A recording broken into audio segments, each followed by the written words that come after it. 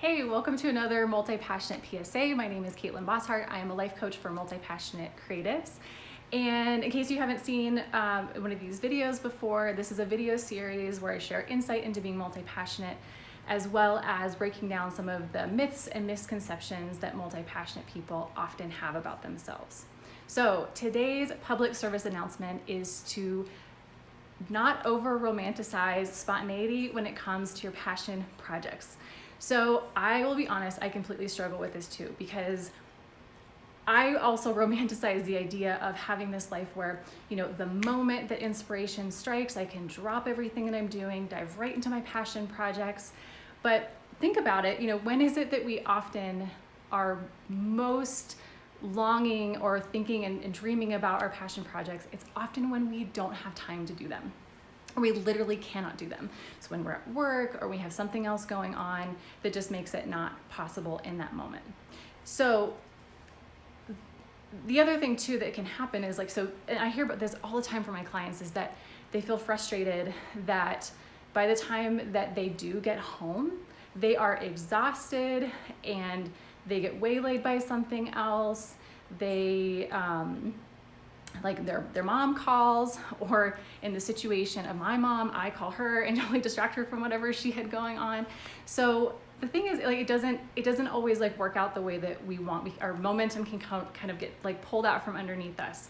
So that's why it's important that we plan ahead. And I know that is not sexy because we want to be spontaneous with our passion projects, but it makes a massive difference. Because one, when we plan ahead for when we're going to be carving out this time for our passion projects, we are setting expectations not only for ourselves, but maybe for our loved ones, that this is the time that we're going to be doing this. The other thing that this really helps with is if you have a passion project where you need certain materials, you plan ahead and make sure that you have what you need. So for example, last weekend, I had a wide open weekend. I had nothing going on, and I was super inspired to work on some projects that have been on my mind, but I literally did not have time, or I had the time, but I didn't have the supplies that I needed. And so I wasn't able to actually do my passion project. Hey, everybody who's tuning in live. We're talking about how you're not over-romanticizing being spontaneous with your passion projects. So that time was wasted. I had the time, I had the energy, I had the inspiration to do this thing, but I didn't have what I needed, and so it kind of got wasted, and it was really frustrating to me. And so it's still on my list, and so now I actually have to, practice what I preach and carve in that time to actually get what I need and plan out this time to be working on this project. So what I challenge you to do, if there's passion projects that you are wanting to do, but you're struggling to actually carve out that time, you are, over romanticizing being spontaneous, and that's not working for you, then I want you to actually sit down with your calendar, carve out time for when you are going to work on those things. And that includes when are you going to run by the store to get something that you need to actually make that happen. And the other thing too is that when you put this on your calendar, I want you to treat it with the same amount of respect as you would with anything else. You're not going to be an appointment with your doctor, you're not going to cancel on your doctor. If you've got a appointment or a date with your best friend, you're not going to cancel on your best friend. So don't cancel and blow off your own passion projects, okay?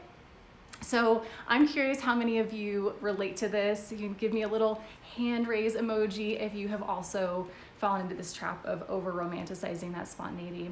And the other thing I want to give you a little hope with this too is that when we start to plan ahead and we start to get into this natural rhythm of creating that time and space for our passion projects, we actually, when we do have those moments where we just all of a sudden have this mystical time where we can dive right in, we're actually more able to take advantage of it because we've sort of strengthened that muscle of okay, diving in and getting going with projects, because a lot of times getting started is the hardest part. So again, definitely let me know if this resonates, if this sounds like something that you've struggled with, and I'm going to continue doing these multi-passionate PSAs. So if there's a topic or something that you struggle with that you want me to make a video about and speak to, definitely let me know. I would love to hear. Thanks again for watching, and I will see you next week.